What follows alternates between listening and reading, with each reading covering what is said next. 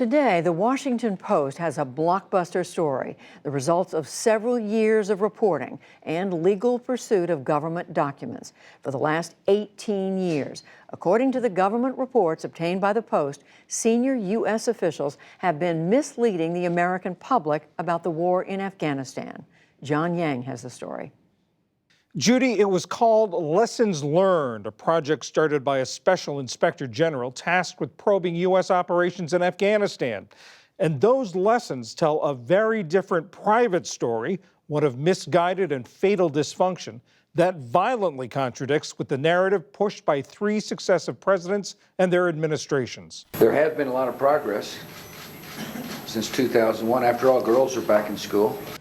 In pursuit of our core goal, we are seeing significant progress. We'll see what happens, but we've made tremendous progress. The Washington Post waged a 3-year battle with the government to obtain these lessons learned. Craig Whitlock is the lead reporter on the story, and he joins us now from the Post newsroom. Craig, you read through some thousands of pages of these interviews. What was the big takeaway that you came away with? Just how blunt the people in charge of the war were about the failings of the strategy, about why we were there, about who the enemy was. One of the first quotes that leapt out at me was from Army Lieutenant General Doug Lute. He was the Afghan war czar in the White House for both Bush and Obama. And he said, we didn't have the foggiest notion of what we were undertaking in Afghanistan. We didn't know what we were doing. He said 2,400 lives lost were they lost in vain. When you see things like that from generals in charge of the war, they grab your attention. And you talked to a lot of these people who were interviewed. Did you get any sense from them why they weren't, they were saying these things in private to these the interviewers, but why they weren't saying these things in public?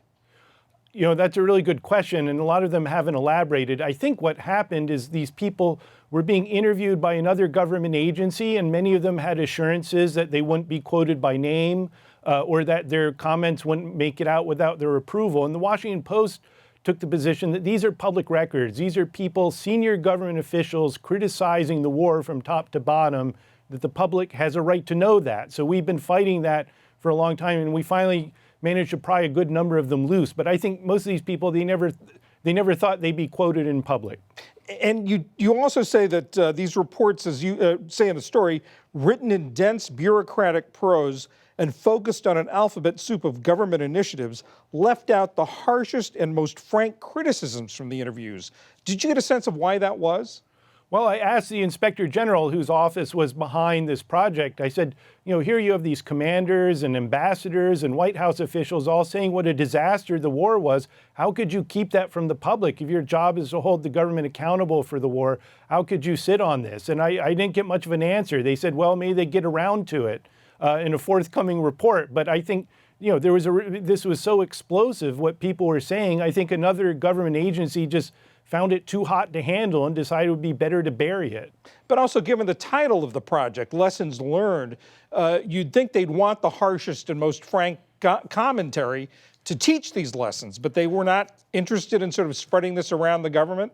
I think part of the issue here is when they started this project in 2014, you have to remember everybody assumed the war was coming to an end. And I think they thought it was a safe time to do a lessons learned project and get people to look back in time to see what happened. Of course, at that point, President Obama said he was going to withdraw all troops by the time he left office. That didn't happen. And then when Trump took office, he's actually escalated the war. There are more troops there. The bombing from the air, the air wars have intensified greatly. So I think the war went on much longer than even this agency or anybody in government thought. So I think it became much more sensitive, and they felt they had to keep it under wraps while the war was still going on.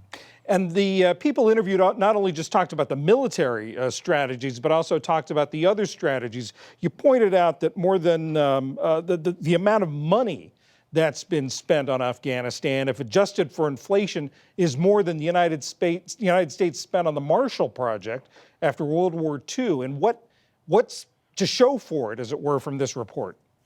Well, and not much. I mean, what we heard in an interview after interview that these people gave, particularly aid workers in the field, military officers, diplomats, they all said this was more money than they could possibly spend, that they were ordered by Congress and officials back in Washington during the Obama administration to spend as quickly as they could, as much as they could, and they were really just graded on how much money they spent, not on whether these projects made any sense.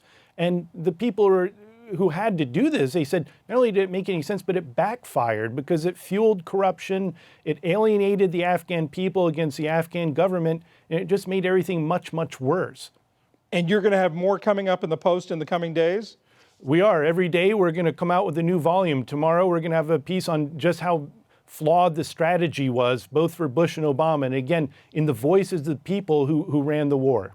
Craig Whitlock of the Washington Post with some very important reporting. Thank you very much.